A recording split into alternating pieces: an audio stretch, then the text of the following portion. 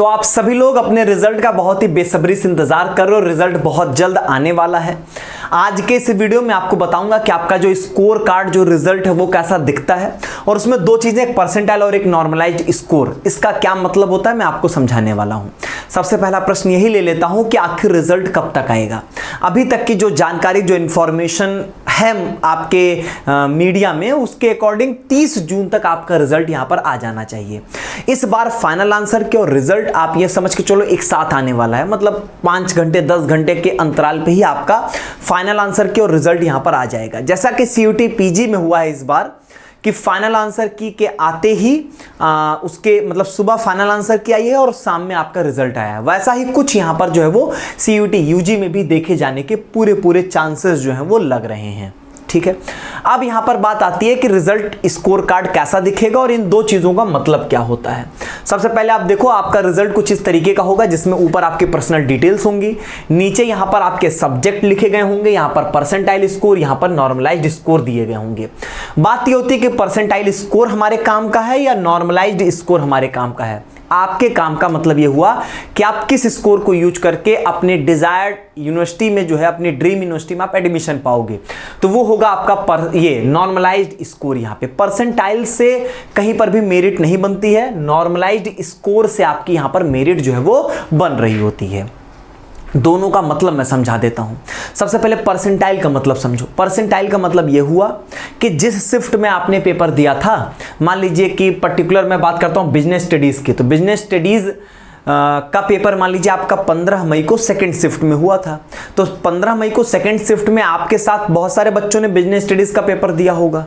ठीक, तो बस ये जो परसेंटाइल होगा वो उस पर्टिकुलर शिफ्ट से मतलब है। कैसे? अगर आपका परसेंटाइल आया 95, इसका मतलब ये हुआ कि आपने जो भी मार्क्स आप पाए हो आपके शिफ्ट में, आपके उस पर्टिकुलर शिफ्ट में 95% बच्चे ऐसे हैं जिनके मार्क्स या तो आपके बराबर या तो आपसे कम है। सिर्फ 5% बच्चे ऐसे होंगे आपके शिफ्ट में जिनके मार्क्स आपसे अधिक हैं। मान लीजिए कि आपके पर्टिकुलर शिफ्ट में 100 बच्चे यहां पर रहे होंगे, तो 100 में से 95 बच्चे ऐसे हैं जिनके मार्क्स या तो आपके बराबर या तो आपसे कम हैं। सिर्फ 5 बच्चे ऐसे होंगे जिनके मार्क्स आपसे अधिक हैं। ठीक है, उसी तरीके से मान लीजिए अगर 64 परसेंटाइल है, इसका मतलब यह हुआ कि जिस शिफ्ट में आपने पेपर दिया था उसमें जितने भी बच्चे थे उनमें से 64% बच्चे ऐसे हैं जिनके मार्क्स आपसे कम या आपके बराबर हैं। 36% ऐसे बच्चे हैं जिनके मार्क्स आपसे अधिक हैं, आपसे अधिक। उसी तरीके से 17% बच्चे ऐसे हैं जिनके मार्क्स आपसे अधिक हैं, और इसमें तो हो जाएगा आपका 86% बच्चे ऐसे हैं जिनके मार्क्स आपसे अधिक हैं। तो ये आपके पर्टिकुलर शिफ्ट में, जिस शिफ्ट में आपने पेपर दिया था उसकी कैलकुलेशन है ये। अगर 100 परसेंटाइल आ गया, इसका मतलब ये हुआ कि आप उस जिस शिफ्ट में आपने पेपर दिया था उसमें आपका सबसे मैक्सिमम मार्क्स है, आपसे ज्यादा नंबर किसी के नहीं आए हैं उस पर्टिकुलर शिफ्ट में। आप ये समझो कि जिस शिफ्ट में आपने पेपर दिया उसमें आपने टॉप किया, ये मतलब होगा आपके 100 परसेंटाइल का। आपने ओवरऑल पूरे इंडिया में सारे शिफ्ट में मिला के आपने टॉप किया, ऐसा एज्यूम मत करिएगा। ठीक, अब आ जाओ नॉर्मलाइज्ड स्कोर क्या होता है। अब देखो, बात ऐसी है कि आप एक पर्टिकुलर शिफ्ट में एग्जाम दिए हो। मान लो कि कोई सब्जेक्ट का पेपर है, जैसे हम लोग जीएटी ही ले लेते हैं, जनरल एप्टीट्यूड टेस्ट। मान लो ये आपके टोटल 29 शिफ्ट में पेपर हुआ, आप तो कोई एक शिफ्ट में यहां पर एग्जाम दिए हो, आपने तो 2900 शिफ्ट में पेपर नहीं दिया है, तो किसी एक शिफ्ट में आपने एग्जाम दिया, आपका कुछ ना कुछ स्कोर आएगा 250 में।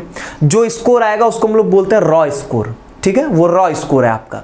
अब क्या होगा कि हम यहां पर जो है एनटीए क्या करता है कि स्टैटिस्टिकल मेथड लगा के इक्यू परसेंटाइल एक मेथड होगा, और इसमें जो है वो मतलब आप ये समझो कि उनकी अपनी कैलकुलेशन है, उसको मैंने एक अलग वीडियो में अच्छे से समझाया था। आप देखना चाहो तो डिस्क्रिप्शन बॉक्स में वीडियो देख लो, लेकिन मैं इन जनरल वे में आपको बता दूं। आपने 29 में से एक शिफ्ट में एग्जाम दिया है, 29 शिफ्ट का मतलब ये हुआ कि 29 बार जनरल एप्टीट्यूड टेस्ट का पेपर कराया गया है। अब यहां पर बात ऐसी है कि आपने एक बार पेपर दिया, बाकी 28 बार तो आपने पेपर नहीं दिया है, तो बाकी 2800 बार क्या होगा कि आपको एक मार्क्स दिया जाएगा।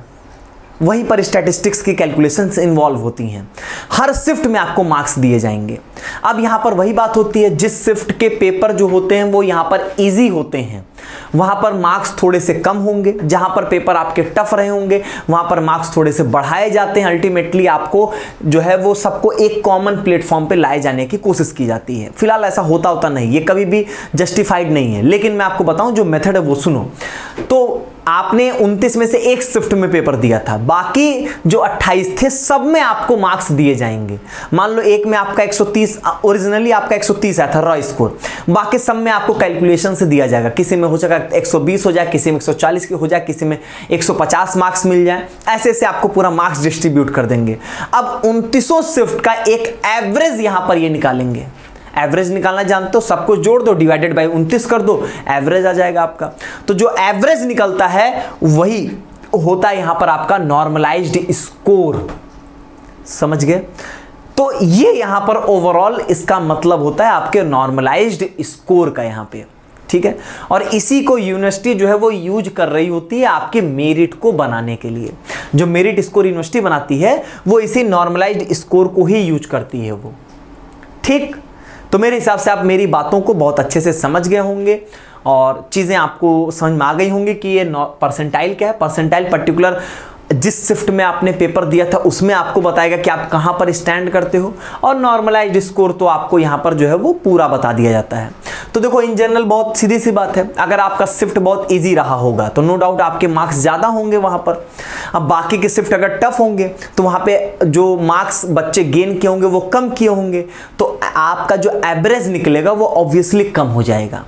अगर आपके मार्क्स ज़्यादा आप पाए हो, मान लो आपकी शिफ्ट टफ थी, आपके मार्क्स कम हैं, ठीक है, बाकी की शिफ्ट इजी होगी तो आपके मार्क्स बढ़ जाएंगे। तो जब एवरेज निकालोगे तो आपके मार्क्स बढ़े हुए दिखेंगे।